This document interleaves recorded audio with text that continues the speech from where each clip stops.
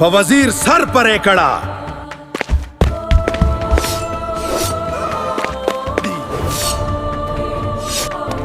خانه پاچا وزیر بے گناه دی. ای پاچا زه تورنم، ما ته سزا را کړه او وزیر آزاد کړه. نه ګرانه پاچا، دا زما پلار دی، خو اصلي تورن زیم او وژونه کې هم زیم. دوی دواړه بے ګناه دي. څه حقیقت دی زه به درته ووایم. دا د پخوانی بغداد قصه ده. یو بوډا ماهاګیر کب نیونکی د دجله د سیند په غاړه باندې لګیا و میان نیولو کوشش یې کوو. د سحر نه تر ماښامه پورې هیڅ نه ونیولي. په آخري ځل د الله نوم واغستو او جال یې اوبو ته ویشتو. دې ځل دا جال ډېر دروند و. بابا خوشحاله و چې غټ مې دی، خو هغې کې د اوسپنې یو غټ صندوق راووتو. بابا حیران و، پریشانه هم و، خوشحاله و چې دا خو ما د خزانې صندوق وموندو. کوشش یې کوو چې دا صندوق کولو کی، خو بابا دا صندوق نشو کولا وهلی. د بابا سوچ کوو چې دا صندوق به د وخت باچا له ویسم، هغه ډېر عادل دی او ماله به دې زما حصه راکړي. بابا ډېر په مشکله باندې صندوق پر راکاږلو د باچا دربار ته حاضر کو. باچا حکم وکړو چې صندوق د کولاو کړی شي. خلک په انتظار وو چې کله صندوق کولاو شو نو د خلکو سترګې وازې پاتې شوې. په دې کې نه سپین زر وو، نه په دې کې سرو زر وو، بلکې په دې کې د یو ځوانې جینۍ مړ وجود پروت و. باچا ډېر غصه شو، خپل وزیر ته وویل زما په حکومت کې دا قسمه ظلم که په 3 ورځو کې د دې مظلوم قاتل پیدا نشو نو ستا نه به زه سر وهم. وزیر ډېر په یره کې وی سیده جناب، خپل محنت شروع کو، خلک یې اغړه دیغړ ولېږل، خو وزیر ته هیڅ معلوماتو نشول. 3 ورځې بعد په کلي کې یو شور جوړ شو چې نن به د وزیر نه سر وهلی کېږي. باچا خپله فیصله واوروله. جلاد تورو چته کړه او په دې کې د دربار دروازه کولاو شوه.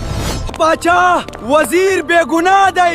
دواړه د باچا مخې ته ودرېدو. ځوان عرض کو باچا سلامت، وزیر بے ګناه دی. او مشر وی باچا سلامت، عرض کوم ای پاچا زه تورنم، وزیر بی ګناه دی، ما ته سزا را کړه او وزیر آزاد کړه. نه ګرانه پاچا، دا زما پلار دی، خو اصلي تورن زیم او وژونه کې هم زیم. دوی دواړه بے ګناه دي. حقیقت څه زه به یې درته ووایم. ځوان عرض کو باچا سلامت، دا مړی زما د خپلې کور ودانې دی. د هغې سره زما ډېر زیات محبت و، زما ډېره زیاته خوښه وه، په ما ډېره نازبینه وه. یو ورځ اچانک د هغې صحت په خرابتیا شروع شو. ورځ ته ورځه د هغې صحت خرابېدو او ما د هغې دا حل نشو لیدلی. یو ورځ زما ښځې ما ته وویل ما د بصره د یو ونې په باره کې اورېدلي چې د سرو زرو مڼې دي پکې. زما هغې ته زړه کېږي، که هغه زه وخورم نو زه به ښه شمه. غم مه کوه زما د زړه ټوټې. ما ډېر په ګرانه باندې او ډېر په مشکله د بصره پورې سفر وکړو او ډېر په مشکله مې هغه مڼې را پیدا کړې. زه ډېر په خوشحالۍ باندې خپل کور ته رالم او مڼې مې د ښځې سر ته کېښودلې. ورځ ته ورځ زما د ښځې په ژوند کې ژوند راتلو، د هغې صحت ښه کېدو او زما په زندګۍ کې رنګ واپس راغی. یو ورځ زه بازار ته وتمه، زما ښځه اوده وه او په لوښي کې 3 مڼې پاتې وې. په لاره روان وم چې یو غلام مې ولیدو او په لاس کې سره هغه مڼه ده. ما ترې پوښتنه وکړه دا مڼه چېرته وه؟ هغه ما ته وویل دا خو زما محبوبې ما ته راوړې ده او هغه ته د هغه خاوند د بصره نه راوړې ده. باچا سلامت، کله چې ما دا واورېدل نو زما د سترګو مخې ته تیاره شوه. د غوسې نه راته اور ولګېدو. په یو منډه کور ته لاړم چې ګورم نو په لوښي کې صرف 2 مڼې دي. ما ته په خپله ښځه ډېر قهر وکړ. ځان پوهه نه شوم، په هوش کې راتلم زما د ښځې مړ وجود په کټ باندې بې حسه پروت و. شک قاتل د محبت د کورونا ورانوي، شک قاتل د رشتو د خپلوان پردي کوي. ځوان به جدا شو، ویل باچا سلامت، کله چې زه کور ته رالمه سما وړوکي زوی ژړلو. زه بخښنه غواړم بابا، ما مڼه خوښه کړه او یو مې ترې په غلا پټه کړه. کله چې بهر لاړم او ما ویل چې خپلو ملګرو ته یې وښیم، یو غلام راغی او له ما څخه یې پټه کړه او منډه کړه. ما ته پته ولګېده د حقیقت. شک قاتل محبت د کورونا ورانوي. باچا ډېر غمجن شو. وزیر ته حکم وکړو چې په 2 ورځو کې دغه دروغجن غلام پیدا کړی شي. خکلی ګلونه پاڼې پاڼې مړه تحقیقات شو نو پته ولګېده چې دا غلام خدا وزیر د کور ذاتی نوکر دی. په سبا باندې وزیر خپل غلام د بادشاه دربار ته پیش کو.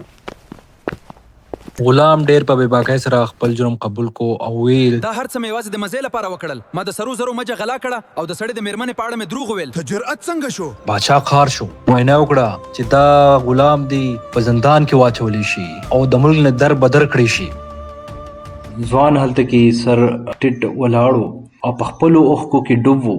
داسې ګڼل چې هر څه ختم دي. بادشاه وویل ای ځوانه ته چې ماهیګیر هغه صندوق ما ته راوړو او مونږه پرانیست نو زما شاهي طبیب پوه شو چې ستا د ښځې رګونو کې لا ژوند یو څاڅکی پاتې دی. هغه یوازې د ویرې او سابندۍ له امله د مړ ژوند حالت اختیار کړی و. ما سمدستي حکم وکړو د هغې علاج دی په خاموشۍ سره شروع شي. ځوان په حیرانۍ باچا ته کتل.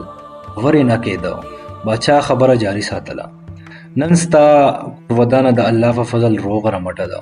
دا هر څه د یو احمقانه مذاق او د دروغو له امله وشول. خو زه نه غواړم چې زما په سلطنت کې د چا ژوند په ناحقه ضایع شي. ستا د کور ودانې ژوند بد شو. ستا د شک او غصې له امله هغه نږدې وه چې خاورو ته تللې وې. دغه وخت کې د هغه کور ودانه راغله.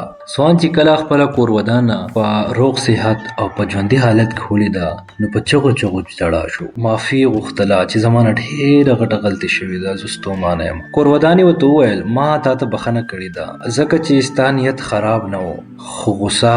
خو یاد ساته چې د پردي سړي خبره او بېځایه شک ستا د ژوند ملګری ستا محبت ستا نه جدا کولی شي او شک همیشه د محبت قاتل وي.